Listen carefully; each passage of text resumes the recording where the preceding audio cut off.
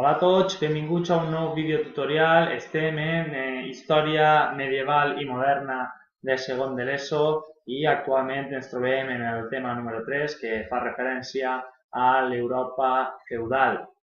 Bé, a grans trets i fent una xicoteta introducció sobre el tema, hem de dir que bé, des del segle VIII, entre el segle VIII i el segle IX, ja en el segle IX amb la caiguda de l'imperi de Carlemany i les invasions que després arrasaren Europa, comença a forjar-se allò que coneixem com el feudalisme, aquest sistema polític, econòmic, social, que es basava en aquestes relacions i aquests pactes de fidelitat entre nobles, entre els nobles i els vassalls, la monarquia i la noblesa, i que a més, i segons diferents estudis historiogràfics, bé, també tenia un poder coercitiu sobre la població, sobre llauradors, sobre camperols, etc. etc.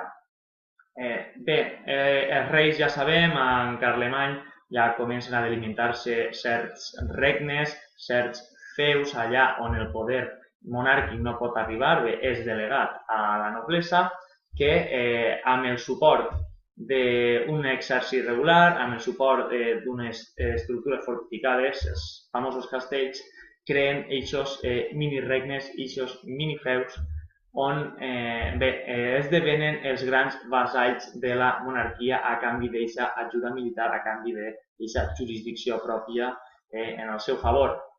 A més, i per la seva part, els llauradors, sense aquesta estructura estatal d'un gran imperi, ja com fou l'imperi romà, després l'últim gran imperi, l'imperi de Carlemany o l'imperi islàmic, busquen la protecció en aquests senyors i es comprometen a canvi a treballar la seva terra i a adscriure's a la seva terra a canvi d'aquesta protecció. Per tant, la societat medieval és una societat totalment tancada, és una societat estructurada en estaments, i això no vol dir que no sigui heterogènia, perquè de fet sí que ho era, tal com ho veurem, però sí que no existia aquesta mobilitat vertical de la qual actualment, i sempre entre cometes, sí que en tenim, no? En la nostra societat de classes. No és tan poc habitual, ja ho hem parlat, però se sol donar.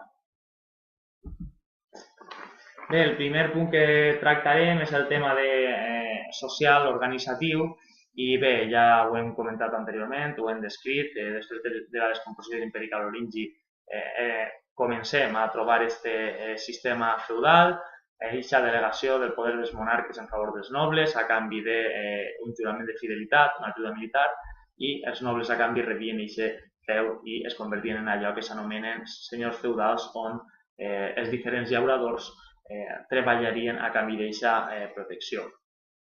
Bé, a nivell contextual ja sabem que durant el segle, si ho tenim en el mapa, durant els segles IX i X aproximadament, també Europa torna a viure després de les onades bàrbares de l'imperi romà, torna a viure aquestes invasions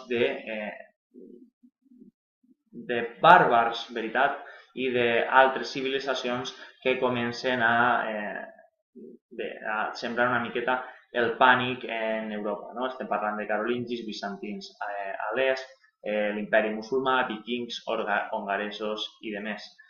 Ja ho hem dit, ja ho tornem a explicar, els monarques no poden fer front a aquesta situació d'inseguretat i es veuen incapaços de mantenir la seguretat i a canvi necessiten el suport dels nobles i a canvi estos es juraran aquest sistema de relacions i de fidelitats que s'anomena com vassallatge. Per la seva part, i també ho hem assenyalat anteriorment, els llauradors demanaran aquest empar a la noblesa i a canvi treballaran en allò que s'anomena com la servitud. Bé, quant al vassallatge, comentem de nou, és un pacte de fidelitat i estava establit en una doble cerimònia. Per un costat, l'homenatge, és quan, i tal com veiem a la imatge, el vassall hi jura fidelitat agenollat i el consell, tant al rei com al consell del govern i ajuda militar també, li oferia. I després trobem la investidura, que és el moment en què el rei entregava el feu al vassall perquè el governara i també l'explotara econòmicament. I tornem al que comentava anteriorment. Les visions historiogràfiques de classe també ens parlen de que a banda d'aquest, diguem-ne, pacte jurídic, també el feudalisme comportava eixa coerció, eixa, diguem-ne, pressió, eixa explotació dels dominis feudals, per part dels senyors sobre els camperols. Per tant, un senyor feudal cedia una part del seu feu a altres nobles menys poderosos, també podia ser una opció, als cavallers, i estos governaven i mantenien un xicotet exèrcit. A més, el tercer punt que fa referència a la societat estamental, ja ho hem comentat, tenim també la imatge, també molt il·lustrativa, tenim 3 estaments, d'una banda l'estament privilegiat, on trobem a la cimera de la imatge la monarquia acompanyada per la noblesa i el clergat, i així hem d'introduir aquest concepte medieval que es deia sobre la monarquia, que és primus inter pares, és un concepte llatí, és a dir, és el primer entre iguals. La monarquia no té el poder que després tindrà, no és una monarquia absoluta, és una monarquia pactista que necessita d'estos nobles que també eren molt poderosos, que tenien feus, que tenien terres, que tenien capacitat econòmica i militar, i era, diguem-ne, dins d'iguals, dins de nobles iguals, era, diguem-ne, la figura, la cara d'aquest sistema. I darrerament tenim els no privilegiats, que eren la majoria de la població, llauradors, artesans, que mantenien els altres estaments, que tenien un règim jurídic diferent, que tenien una economia que es sustentava a través del pagament d'impostos, no estaven exempts com els anteriors, i ja ho comentàvem, és una societat que sí, és tancada, però és molt homogènia, perquè els llauradors tenim des d'aquells que són més pobres fins a aquells que podien ser fins i tot propietaris, i també passa el mateix tant amb el clergat com la noblesa. Tenim l'alt clergat com el baix clergat, és a dir, la jerarquia eclesiàstica amb moltes riqueses i aquella jerarquia eclesiàstica que vivia de la caritat i la pobresa, i la noblesa també, aquells senyors que tenien grans dominis i xicotets senyors o vassalls d'estos senyors que eren molt més humils.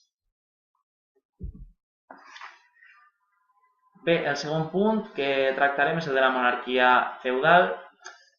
A grans trets, i tal com ho assenyalaven anteriorment, el poder del rei emanava sempre, ho intentarà, la monarquia fins, evidentment, fins l'arribada de la il·lustració i d'eixes idees, eixa guia de la raó per a diguem-ne, avançar en la societat, eixe caràcter sagrat, eixe caràcter diví, eixe poder que emana de la divinitat directament, i que el seu objectiu era defensar d'una banda la terra i d'altra banda també el poder religiós, la cristiandat.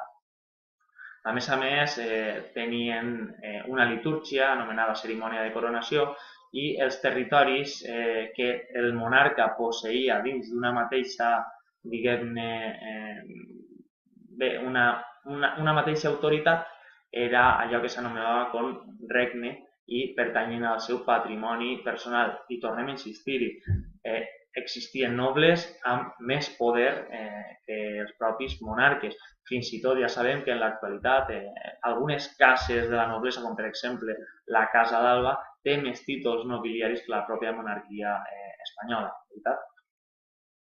Pel que fa al punt número B, el poder dels reis, quines eren les atribucions, bàsicament?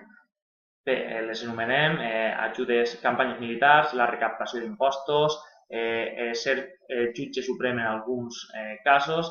També tenia un consell anomenat cúria, o consell reial, que aconsellava sobre temes d'estat, i, a més, un arxiu reial que, per exemple, de València el trobem al passeig de l'Albereda a la ciutat de València. Tots estos, diguem-ne, funcionaris, tots estos assessors, seria la paraula moderna, és allò que s'anomena com la cort de la monarquia. Estem parlant d'eclesiàstics, juristes, servidors, guerrers, i que, tal com podem comprovar en la imatge de l'esquerra, era tot allò que estava, diguem-ne, com adorant el rei. I un altre punt que hem de tractar, que és el C, són el dels emperadors i monarques. Després de la fragmentació de l'imperi de Carlemany, Europa es dividia en estos regnes, tal com podem comprovar al mapa que tenim així al davant, i es consagraven diferents monarquies que després, durant el segle XIX, donarà lloc a tots aquests països, no?, que passaran de ciutadans, de súbdits a ciutadans, veritat? Ara bé, és a partir del segle XI quan el rei de Germània Otto I fou coronat emperador pel papa com a sant emperador romà i originà la creació del famós Sacre Imperi Romano-Germànic. És un altre dels imperis que intentarà revitalitzar aquesta figura estatal de l'imperi romà. Tornem a insistir de nou.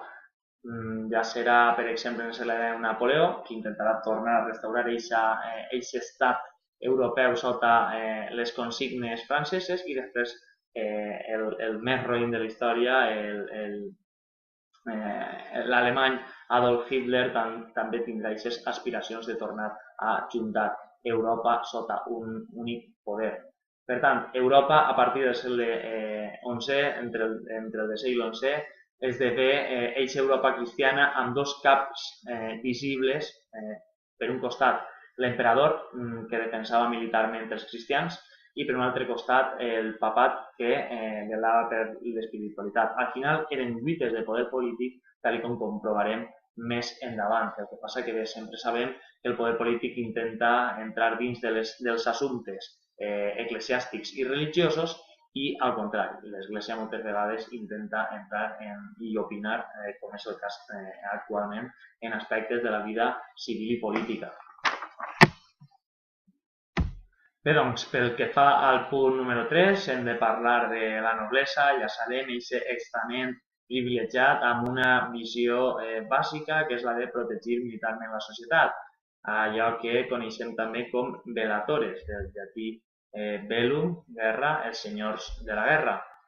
Estos estaven integrats per tot tipus de nobles, des de ducs, marquesos, comtes, barons, i el seu poder depenia bàsicament de les terres que posseïen, de les seues hostes militars i dels vassalls que també posseïen, que li havien jurat fidelitat. Estos nobles vivien de les rendes que obtenien del treball dels llauradors, i allò que els permetia era viure a aquest tipus de castells, tal com el que veiem a la imatge, en els quals tenien cavalls, armaments i demés.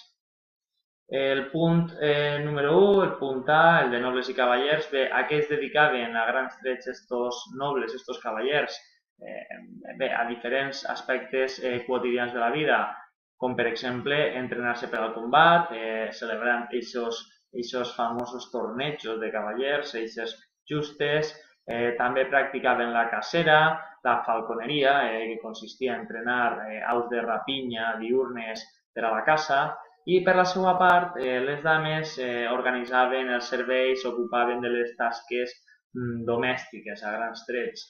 D'acord? Bé, això sembla que és també una tradició que arriba fins a l'actualitat, tot i que tots aquests estereotips que s'han anat forjant al llarg de la història, evidentment, s'estan trencant amb la nostra societat actual, encara que queda molt camí per a recórrer.